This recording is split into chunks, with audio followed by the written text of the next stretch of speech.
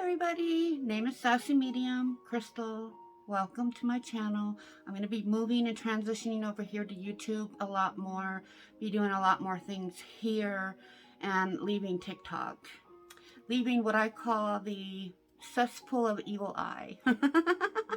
Okay, today we're going to be talking about the 10 different stages of a spiritual awakening, in hopes that it'll help you gain some understanding about the stages, where you're at on the stages, and what would come next. Okay, no, it's not easy going through your spiritual awakening, and I'm here to tell you that you have more than one. Okay, we do have our main spiritual awakening, and then we have several more, because think of your healing and becoming woke as like you're an onion, okay? And you peel back layer after layer after layer. Once you understand one layer about yourself or the universe or whatever, then you have that knowledge, and that goes away, and you work at peeling another layer back until you are left with your 5D self. And we don't all make it there, and it's difficult, but here we go. Stage 1 is actually before the awakening. So we often live in an unconscious state with very little self-awareness or accountability for our actions. You live very much in the physical world and only believe what you can see to be true. You may believe in God, but you, throughout your life, have had times where you don't, and maybe probably didn't align with like a religious strong, like religious, like going to church 2 or 3 times a week, that just didn't feel right or align with you. You may have done it, but it never just felt right 100% for you. Okay. You also, this reality is rooted in the lower 3 chakras. Okay. So your root chakra, your sacral, and your solar plexus. Okay. And it's often run by your survival instincts through like trauma and conditioning, both religious conditioning, parental conditioning, all kinds of conditioning is out there, societal conditioning. All of this lays on our spirit and teaches us how to break away from self, and we try to work a lifetime to get there. So before the awakening. All right, stage 2 is the actual awakening. Okay, the initial awakening stage often happens with a shift in awareness. This is where we realize there is more to the world than what meets the eye. Okay, we start questioning things at this stage. This is often triggered and brought on by an impactful event in your life, something that really happened that was major, like a death in the family, or a close friend, a near-death experience, a traumatic event, or even a soul contracted awakening where you told yourself and put it in your agreement, your contract to come on earth, that I will wake up at such and such time. I will allow myself this much time. I personally have not run into that a lot with other people, but I'm one person and we're in a big world. So people could have them, but I haven't run into it in my Reiki healings with people where they said, okay, I'm going to wake up at such and such time. It's possible. And so during the awakening, for me, I had lost everything in a house fire. I had, toxic family members around me that were using me to the point where it was making me like suicidal. And I just had like a break, and I pushed everybody away, and I finally broke down, and I fell to the floor, and I felt this overwhelming light around me and love and warmth. And I heard a voice tell me to get up. We are here. Get up. You're meant to stand tall. You're meant to do something with your life. Get up. This isn't it. Get up. I got up, and here I am. So, whoop, whoop. Awakenings, baby, they're powerful. They are powerful. If you are ready for it, You'll awaken and we'll go into stage 3, which is the sponge stage. If you choose to fight your awakening, you'll go back to stage 1 for a while, okay? And that can happen, all right? But if you choose to like surrender to it, which that's a stage, we'll get into that. But stage 3 is the sponge. After your initial awakening, you are diving into knowledge about what just happened to me. What is this wonderful feeling, crazy feeling, connected feeling? What is going on? I need more information. So you have a huge shift in your perspective, okay? And that's going to lead to a deep dive into everything, all right? Exploring new ideas, new concepts, new belief systems. You may change from like a Christian view to a different view. So I grew up Christian, but I don't consider myself a Christian now. I consider myself spiritual or a spiritualist because I believe in a bigger concept than what the Bible teaches. Something so big that it's hard for Christians to grasp. And I just don't like organized religion. I think it's ran by man more than it's ran by God. So I'm not about that. I have always, and I've never felt connected to the church like that. I could always pick up, and I didn't know it, the people in the church that were bad, the pastors in the church that were bad, and not so, they were self-serving. Anyway, all right, so stage 3 is the sponge stage.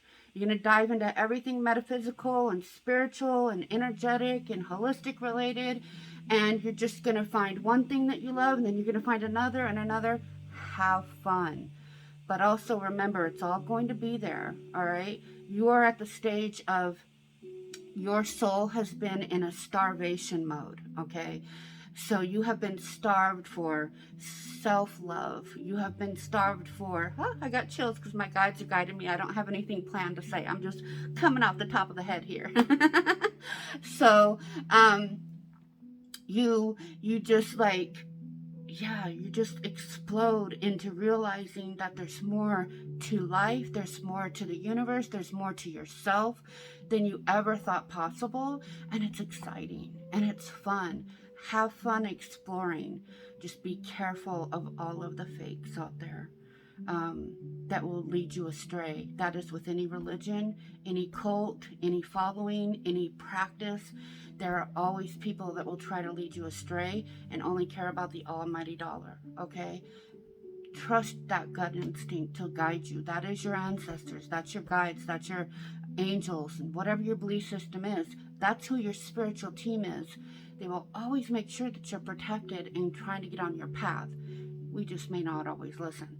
So sponge up the knowledge, take breaks when you need to, but it's really a good time. A lot of people say that they experience kind of like a euphoria type of feeling in this stage. I did too. It lasted for about a year. I had one mentee that was like, Crystal, this is great. I was teaching her psychic and mediumship development, and I do that one-on-one. And we were talking, she's like, this is great. I said, yes. Remember this feeling. Remember how amazing it is, because it won't last forever. You won't be here forever. And about 8 months, a year, maybe even longer for her. She was in it for a long time. She came back and said, it's gone. I said, I know. You're in a different stage now. It's okay. You will find your way back to that again. You will. It's a cycle. We go through these stages, okay? And as we do cycle, we vibrate higher, higher, higher. We go from 3D to 4D on up, okay? So honor the sponge, have fun, remember it, have wonderful memories, but just be careful, okay? Stage 4 is self-discovery. This is where we start to see ourselves in a new way for the first time. We start to see a bigger picture of ourselves, okay? We realize how much different situations have affected us in life. We begin to shift our focus from an external perspective to an internal perspective. So, like if you're somebody that blamed a lot of people for a lot of stuff that you went through, you start to realize, well, what was my part? Or could I have seen this sooner? And why didn't I? Why did I allow this to happen? Why did I allow that? You know, you're going to discover everything about you. Yeah, here's a little tip though. It's not all going to be good, and that's okay. All right. We are light and we are dark. Okay. The self-discovery will help you manage and control the dark so that you can move on from it and learn to control it and honor it and love it. You have to love the light side of you just as much as you love the dark side of you, okay? You have to love that part of you that pops off when you don't really mean to. Your just inner child is hurt, and you feel attacked, so you pop off on people. That is a trauma response. It's a trigger. Learn to work through your triggers. I know it's not fun that you have to heal from what other people did to you, but you still got to do it. So suck it up, Cupcake, and get her done. Okay? All right. So stage 5 is the hardest one. It's the dark night of the soul. Often we have lived out of alignment for a very, very, very long time, okay? The dark night of the soul is where your external reality begins to shift in order to recognize, reorganize in a new way and come back into alignment, okay?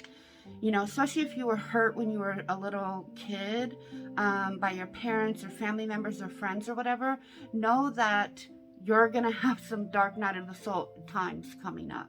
You're going to have to experience that trauma again with adult mind, in the mindset of, I'm going to heal from it. I'm not going to run from it. I'm going to face it.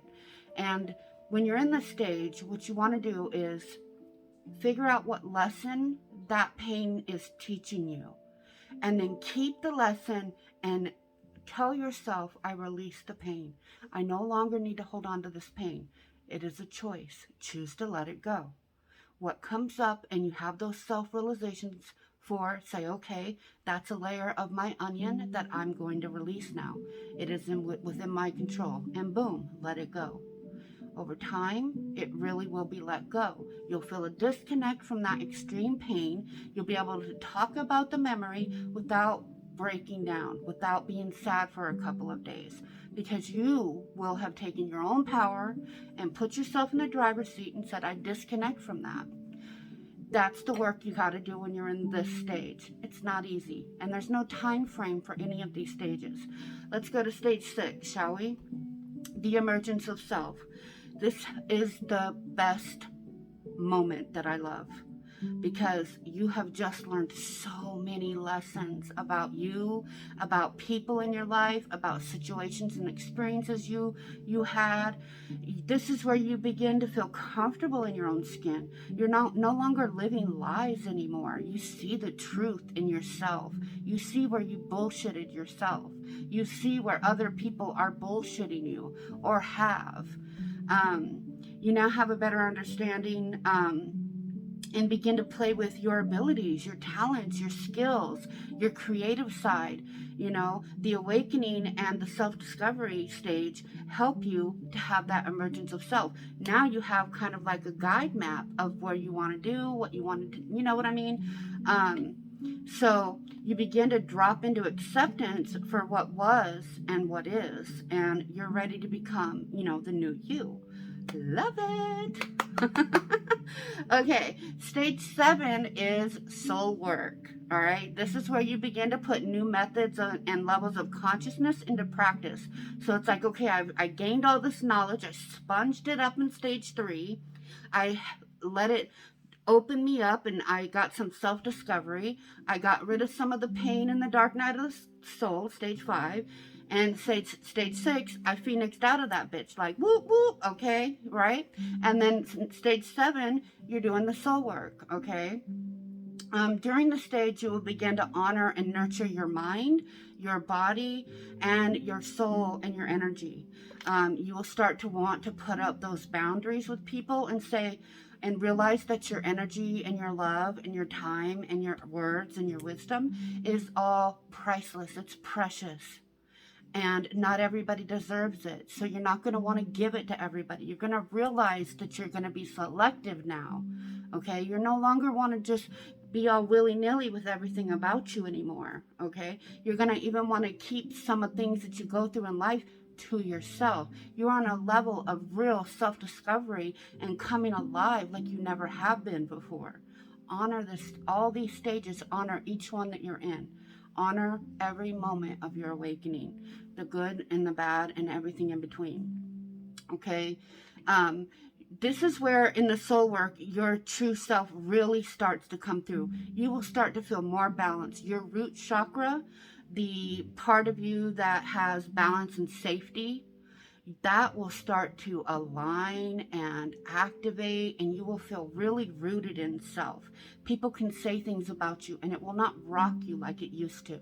It will not trigger you to react like it used to. You will see their triggers, their trauma being reflected onto you in that soul work stage. All right, stage 8, surrender.